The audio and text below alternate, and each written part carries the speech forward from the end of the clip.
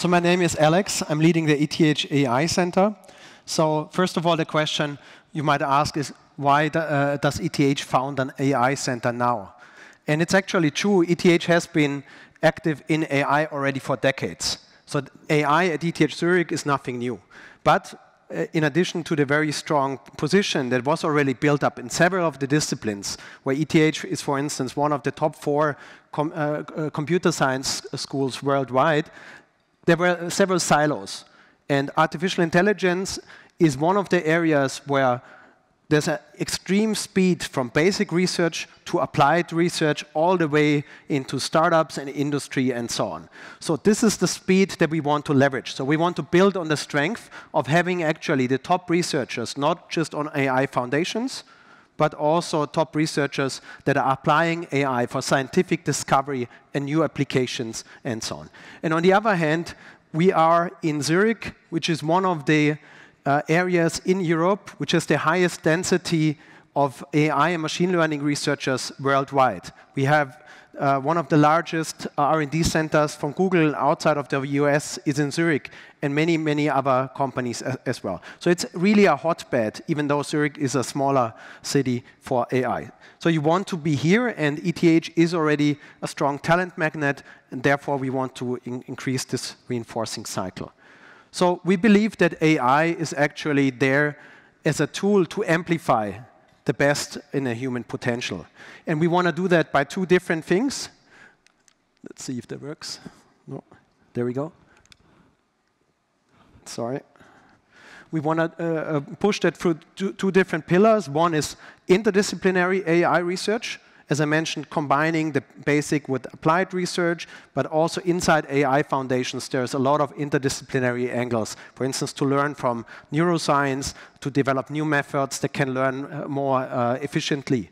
And the second pillar that we have is basically the path from science to society, meaning how do we translate the breakthroughs in research into startups, into job creation, into new innovative products. So these are the 2 pillars that we are after. We have also a physical center, which might sound a little bit weird because we were started right in the pandemic time, but it's very important to us that we have a place where people can meet from different disciplines at eye level and basically interact with each other. Because many of the big breakthroughs also happen through seemingly little unplanned things, and we want to encourage this with the physical center. We're also part of a European excellence AI network, Ilic, because it's not just important, AI is not a Swiss thing, it's a global thing, and more importantly also to shape AI according to European values.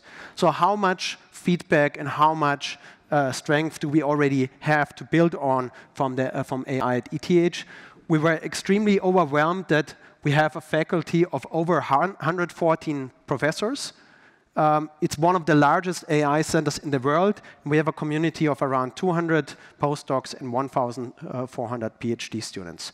Many people did not know this. That is basically right here in the heart of Europe. In what areas are we active?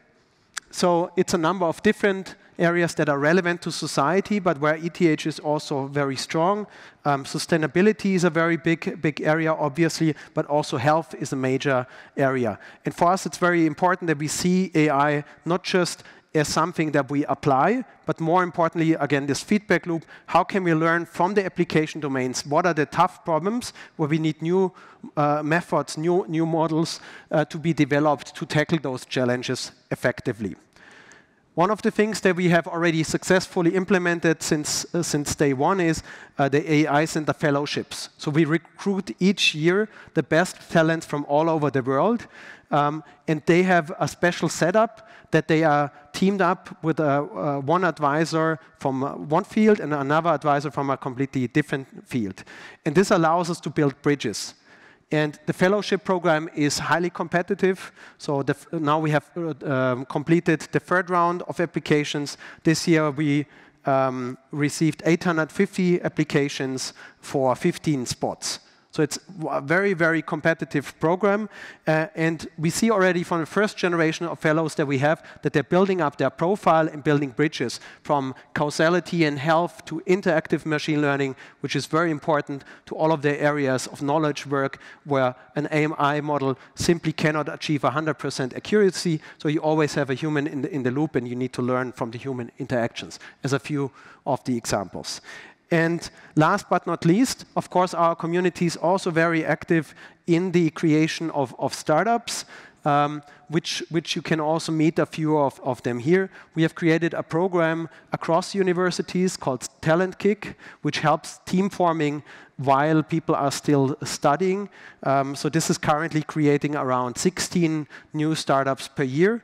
And we have a few successful examples, like Lattice Flow, for instance, one of the leading AI startups in Europe.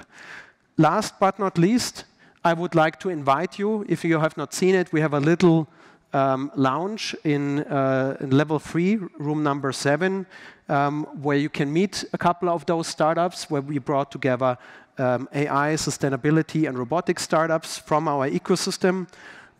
You can also learn about initiatives that we have, where we award, for instance, once per year, an award to the most entrepreneurial professors, because we believe professors can open up the doors for their students by using startup examples in their lecture, enabling collaboration, and so on. It's also a very unique thing.